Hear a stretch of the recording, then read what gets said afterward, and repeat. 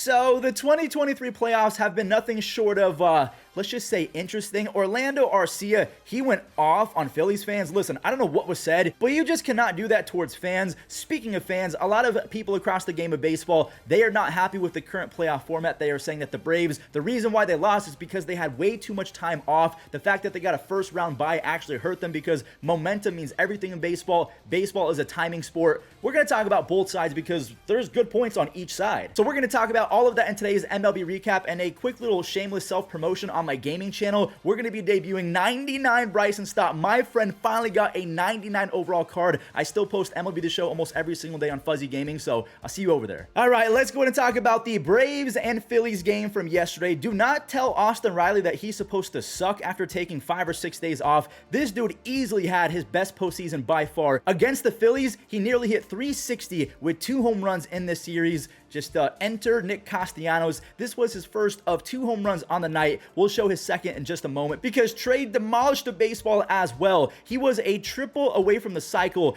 by the 5th inning. He absolutely balled out in this series, and he could have had a few more web gems if Bryce Harper, if he had been playing first base a little bit more often and actually knew how to scoop baseballs on low throws. That was in the 5th. Again, we talked about that, and Atlanta only scored 1. That's because Ranger Suarez is proving to be one of the best big game pitchers in all of Major League Baseball. He lowered his playoff ERA to 1.16. That is not a typo. 1.16. Now, he only struck out 2, but he was avoiding barrels all night long. There's Nick Castellanos with his second home run of the night. He became the first player ever in Major League Baseball history to have 2 home runs in back-to-back playoff games. Ronald Acuna Jr., you could hear a pin drop. The crowd got so quiet on this swing, and it almost sent Philly into a deep depression on that deep fly ball. But Johan Rojas, he made a great catch, even though it kind of was a routine grab that he almost had a bad read on. Anyways, Matt Strahm, he stepped up and threw a perfect 9th inning. He ends the season for one of the best offenses in the history of baseball, if not the best offense we've ever seen. Now, earlier in the game, I hinted at this in the intro, Orlando Arcia,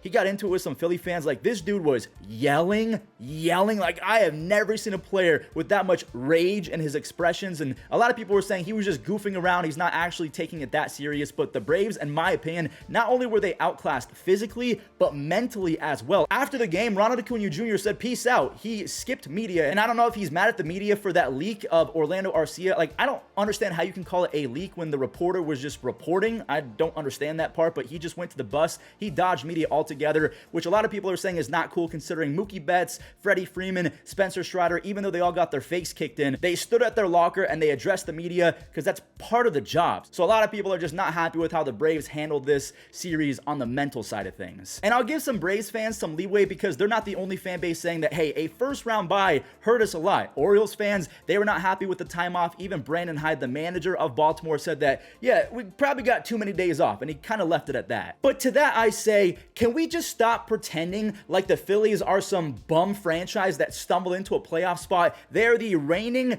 NL champs who got better in the offseason by adding Trey Turner. They got breakout seasons from Bryson Stott. Bryce Harper is Bryce Harper. They beat Spencer Strider twice in one series when Ranger Suarez was on the bump for the Phillies. You're telling me that the Braves didn't have the advantage in both of those games? That's just stupid. We'll talk about Spencer Strider in just a second because I gained a lot of respect for Spencer. He did not use the first round bye as an excuse.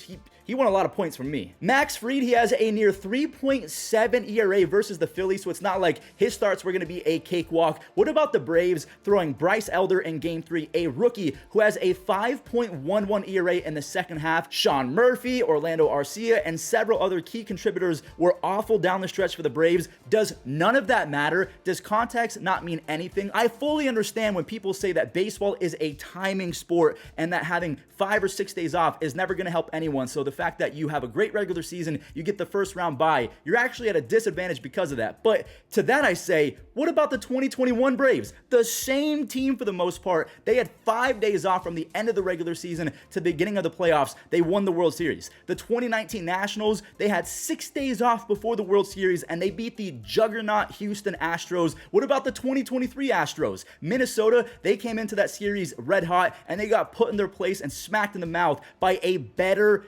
team. Can we just stop pretending that these number one seeds like the Orioles, like they didn't spend $17.87 on starting pitching? What about teams like the Rays and the Dodgers? They were decimated by injuries or alleged criminals. And to me, Spencer Strider, he nailed it with this opinion. He said, the people trying to use the playoff format to make an excuse for the results they don't like are not confronting the real issue. You're in control of your focus, your competitiveness, your energy. If having 5 days off means you can't make the adjustment, you have nobody to blame but yourself. I could not agree more. I genuinely can say that I believe that the Braves, the Orioles, the Dodgers, the Rays, all of the favorites who got bounced in this year's playoffs, they're going to be better in 2024 because, again, luck was not on their side in 2023. It's as simple as that. I don't think blaming the playoff format is the right approach here. But then again, even Jimmy Rollins, an MVP who played for the Phillies, admitted that even though his team, the Phillies, won, they had an advantage over the Braves because they could carry momentum into this series. Baseball is a timing sport. When you have 4 or 5 days off, you're going to lose that timing. Simulations and in the batting cages is not the same as playing in real life. So I fully understand that point, and that's why I say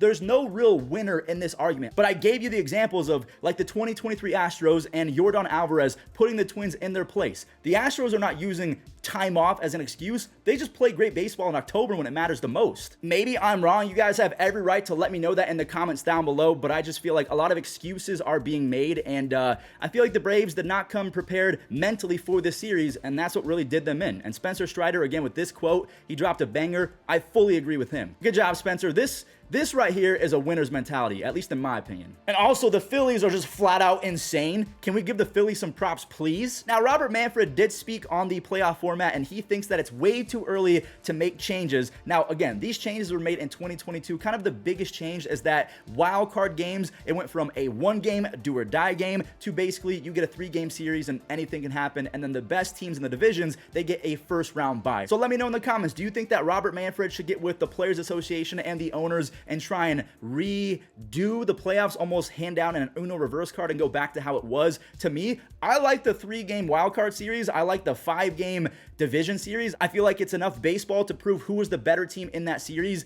Again, I could be wrong, or maybe you just disagree with me. Maybe we're both right. Again, I don't think that there's a real winner in these arguments because it's just preference. Do you like a do or die series? Do you think that a do or die series is not enough for a game as random as baseball? We both have points. No one's right here. Now, just like we do for every team that gets bounced for the playoffs, we look at their free agents going into the next season. So they could lose Jesse Chavez, who was insane as a 40-year-old, Pierce Johnson, Joe Jimenez, Kevin Pillar, and Eri Andrianza. I always forget how to say his first name, but the Braves, they should be the exact same team going into 2024 unless they add a starting pitcher, unless they add some bullpen depth. All right, let's do today's Immaculate Grid, the Twins and the Red Sox. This one is easy.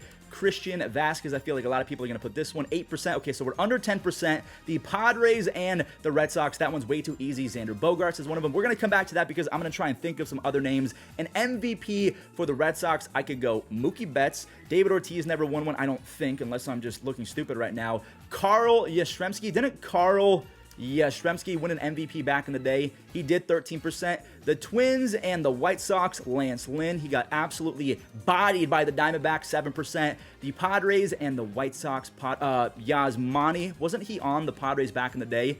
4%. An MVP for the White Sox, I could go Frank Thomas. I know Frank Thomas for sure won an MVP. I feel like everyone's going to name him. Maybe I'll come back to that. But we have the Twins and the Orioles.